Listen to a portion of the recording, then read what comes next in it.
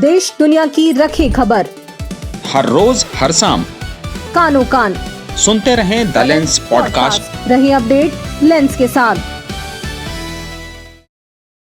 नमस्कार, आज तारीख है 29 जनवरी, दिन गुरुवार। मैं हूं अरुण पांडे। आप सुन रहे हैं द लेंस का न्यूज पॉडकास्ट राउंड अप, जहां होंगी खबरें देश दुनिया की और आखिर में होगी खबर खास।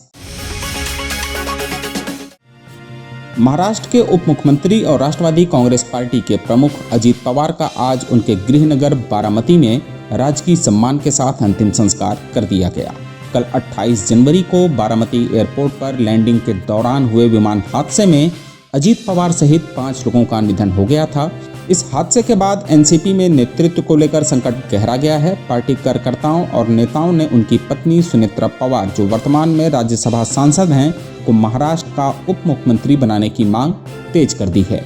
एनसीपी नेता नरहरी झिरवाल ने कहा कि जनता चाहती है कि सुनेत्रा पवार को महत्वपूर्ण जिम्मेदारी दी जाए ताकि वे परिवार की राजनीतिक विरासत को आगे बढ़ा सकें। राजनीतिक विश्लेषकों का मानना है कि महायुति गठबंधन और बीजेपी सुनेत्रा को प्रमुख भूमिका देकर एनसीपी के समर्थकों को एकजुट रखना चाहती है। सुनेत्रा के भाई पदम सिंह पाटिल की राजनीतिक पृष्ठभूमि भी उनकी दावेदारी को मजबूती दे रही है। हालांकि पार्टी में शरद पवार गुट के साथ पुनर्मिलन या एकीकरण की भी चर्चाएं चल रही हैं, लेकिन इसको लेकर अभी तक कोई आधिकारिक बयान सामने नहीं आया है। बजट सत्र से ठीक पहले भारतीय रुपए ने डॉलर के मुकाबले नया निचला रिकॉर्ड छू लिया।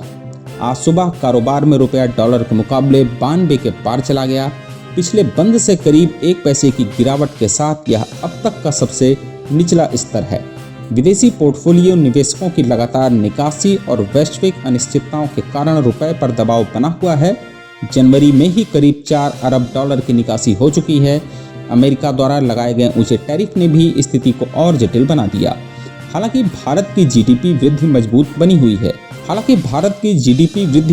बनी हुई है। सितंबर 2025 तिमाही में 8.2% दर्ज की गई, लेकिन रुपए की कमजोरी से आयातित वस्तुओं जैसे कच्चा तेल, इलेक्ट्रॉनिक्स और रत्न आभूषण की लागत बढ़ सकती है, जिससे मुद्रास्फीति का दबाव घरेलू बजट पर पड़ सकता है।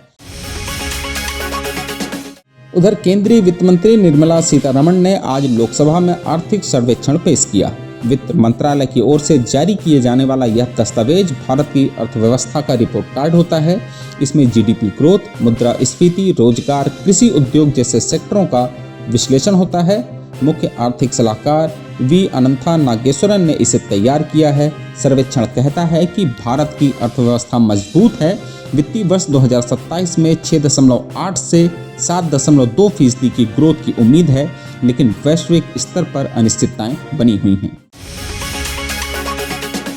उधर सुप्रीम कोर्ट ने यूजीसी के नए नियमों पर तत्काल रोक लगा दी। मुख्य न्यायाधीश सूर्यकांत और न्यायमूर्ति जयमाल्या बागची की पीठ ने कहा कि ये प्रथम दृष्टया अस्पष्ट हैं और इनके दुरुपयोग की आशंका है।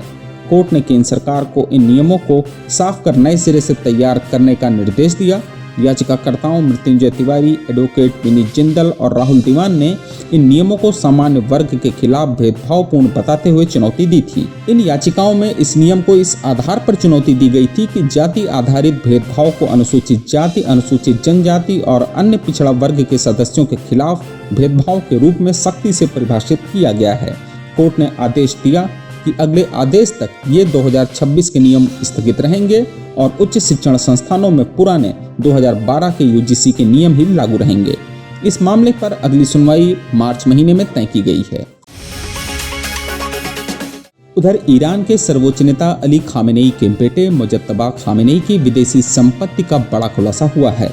ब्लूमबर्ग की 1 साल लंबी चली जांच में सामने आया कि मुजत्तबा बिचौलियों के जरिए करीब $138 मिलियन से ज्यादा की लग्जरी प्रॉपर्टी का नेटवर्क चला रहे थे। इसमें लंदन के सबसे महंगे इलाकों में प्राइम रियल एस्टेट, दुबई के पॉश इलाके में एक विला और फ्रैंकफर्ट में मार्लोका तक के महंगे यूरोपीय होटल शामिल हैं। जांच के मुताबिक 2019 में अमेरिकी प्रतिबंधों के बावजूद इन ट्रांजैक्शंस के लिए पैसे यूके, स्विट्जरलैंड और यूएई के बैंकों से भेजे गए। ये फंड मुख्य रूप से ईरानी तेल की बिक्री से आए। यह खुलासा ऐसे समय में हुआ है जब ईरान में सत्ता विरोधी प्रदर्शन जारी हैं। मीडिया रिपोर्ट्स के अनुसार इन प्रदर्शनों में 5000 से अधिक लोगों की मौत हो चुकी है और अमेरिकी राष्ट्रपति डोनाल्ड ट्रंप ईरान की खामेनेई सरकार को लगातार धमकी दे रहे हैं। इससे ईरान और अमेरिका के बीच तनातनी बढ़ी हुई है। इस बीच ट्रंप ने ईरान को फिर ताजा चेतावनी दी है। उन्होंने कहा है कि ईरान के परमाणु कार्यक्रम पर समझौते के लिए बातचीत का समय तेजी से खत्म हो रहा है। राष्ट्रपति ट्रंप ने सोशल मीडिया पर लिखा कि एक विशाल अमेरिकी नौसैनिक बेड़ा, जिसे उन्होंने मैसिव आर्माडा कहा, पूरी ताकत, उत्साह और मकसद के साथ तेजी से ईरान की ओर बढ़ रहा है। उन्होंने ईरान से तुरंत एक निष्पक्ष समझौते के लिए बातचीत करने की अपील की, जिनमें कोई परमाणु हथियार न हो। ईरान के विदेश मंत्री अब्बास अरागाची ने जवाब में कहा कि ईरान के सशस्त्र बल पूरी तरह तैनात हैं। उन्होंने कहा, हमारे बहादुर सैनिकों की उंगली ट्रिगर पर है और वे जमीन या समुद्र से किसी भी आक्रामक कार्रवाई का तुरंत और जोरदार जवाब देने में सक्षम हैं।